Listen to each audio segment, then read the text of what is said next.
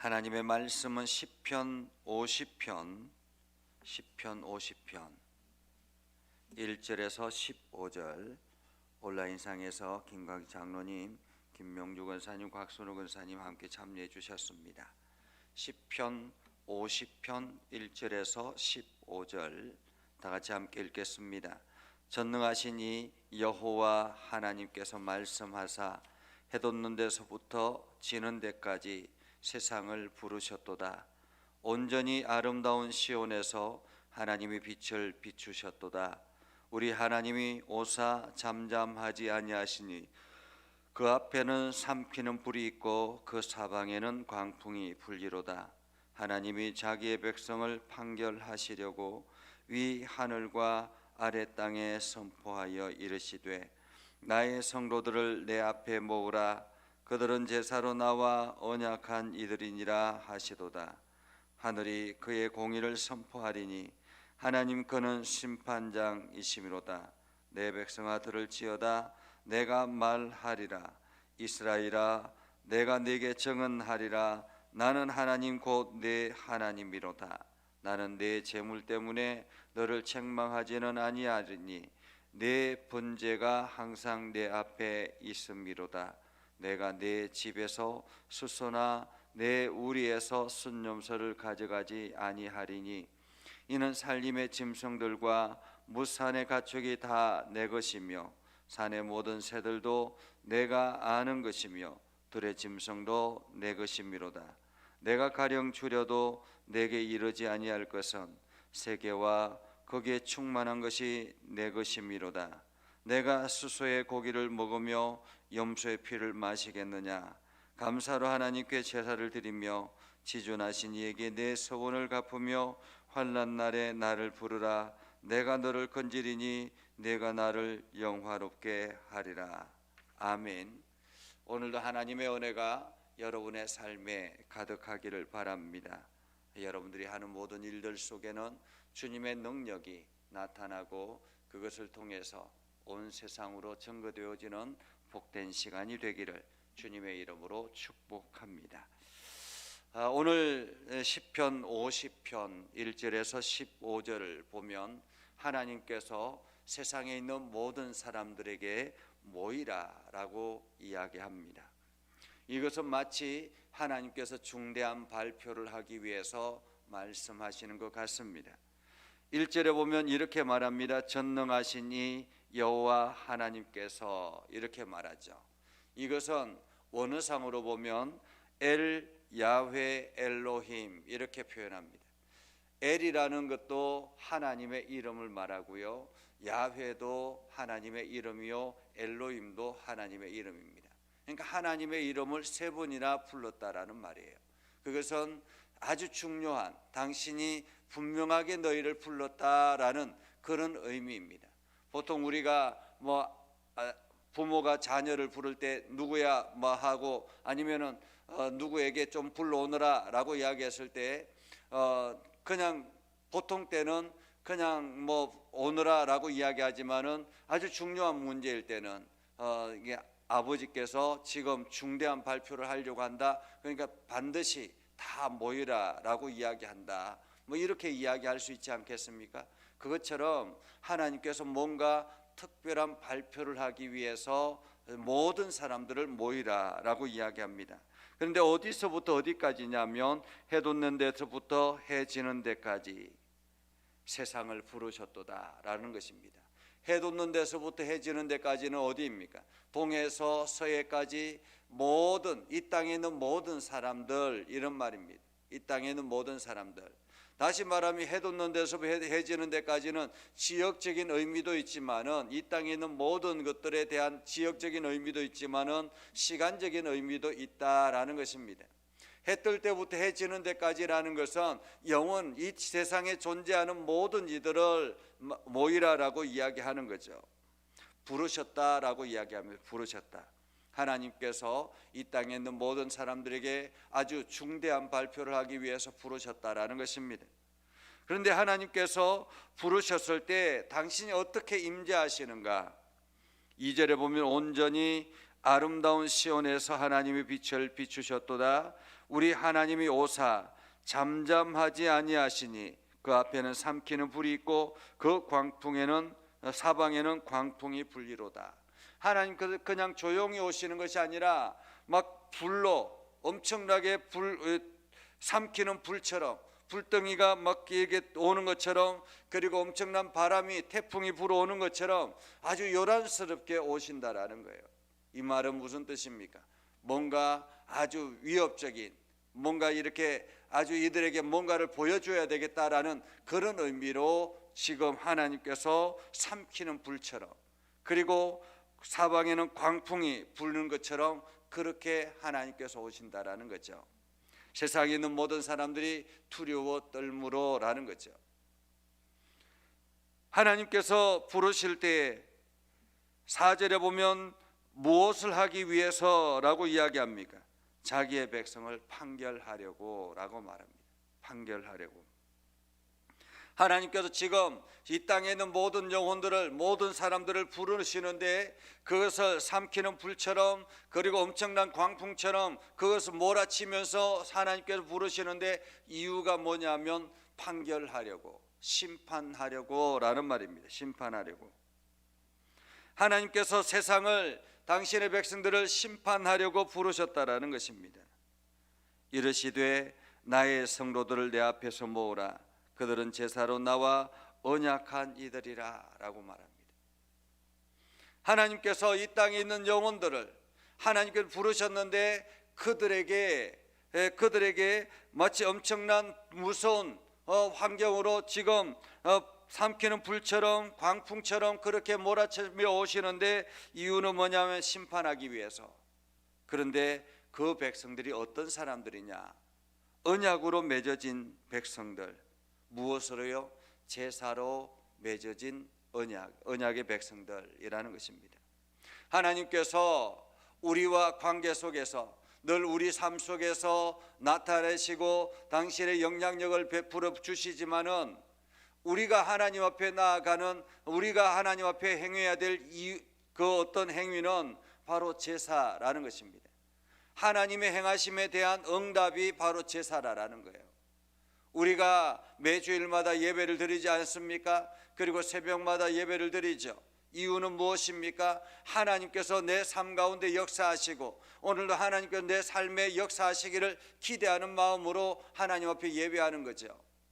그러니까 우리가 하나님 앞에 예배하는 것은 하나님의 언약의 수단이라는 것입니다. 제사로 맺어진 언약.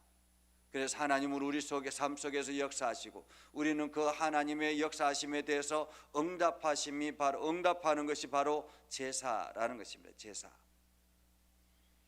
과거에 제가 예수를 믿기 전에 저희 집안에는 제사를 지내는 집안이었습니다. 이게 옛날에는, 요즘은 뭐 제사가 아주 간편해졌지만 옛날에는 밤 12시 꼭 이렇게 12시 전에 그 시간대에 제사를 드렸습니다. 제사를 지낼 때는 뭐 음식을 아주 정성스럽게 준비를 하죠.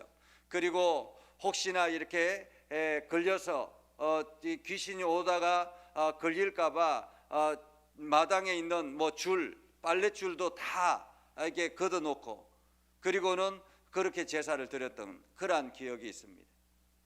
그러니까 믿지 않는 사람들도 귀신을 위해서 그렇게 정성을 다해서 제사를 드리는데 우리는 이 땅에 살아계신 참 주인 되신 하나님, 그리고 내 삶 속에서 역사하시는 그 하나님 앞에 어떤 모습으로 제사를 드리는가라는 것입니다.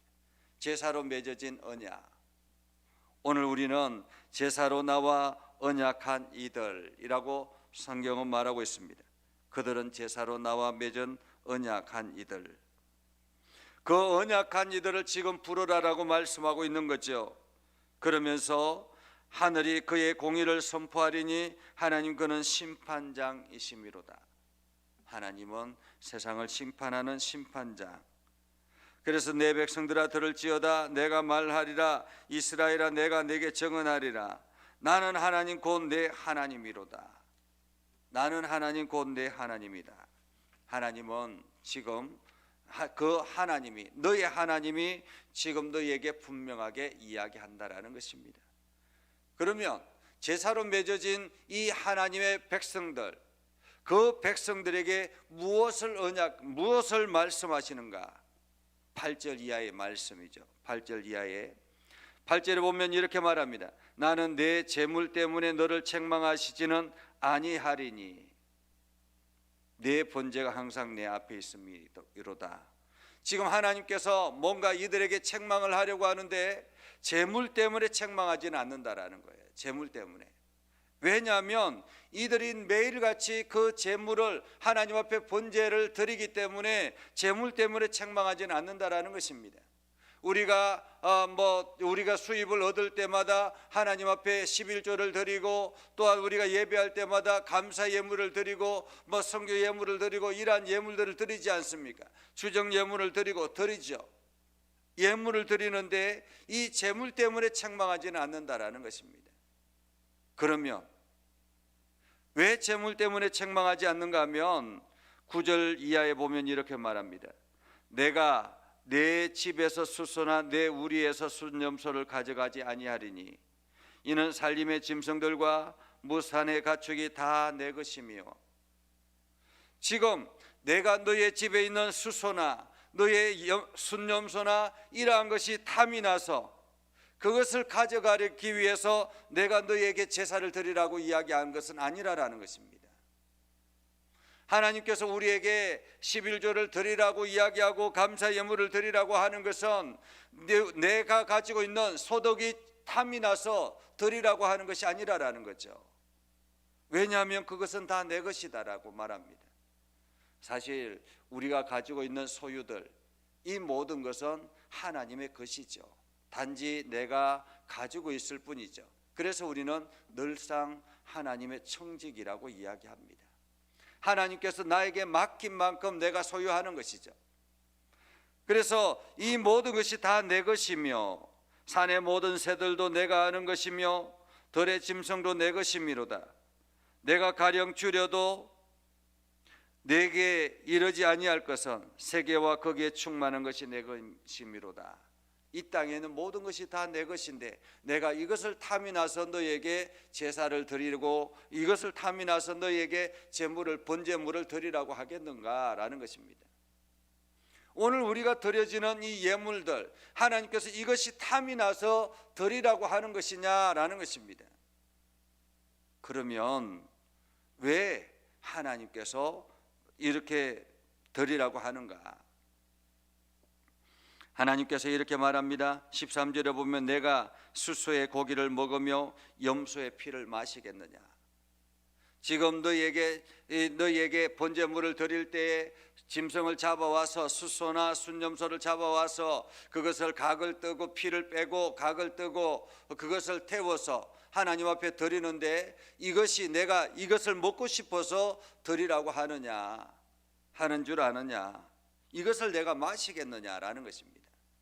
그렇다면 왜 하나님께서 우리에게 지금 소집을 하신 건가? 14절에 보면 이렇게 말합니다. 감사로 하나님께 제사를 드리라라는 거예요. 감사로. 여기서 감사로 하나님께 제사를 드리라라는 말은 무슨 뜻일까요? 감사로 하나님 앞에 제사를 드리라.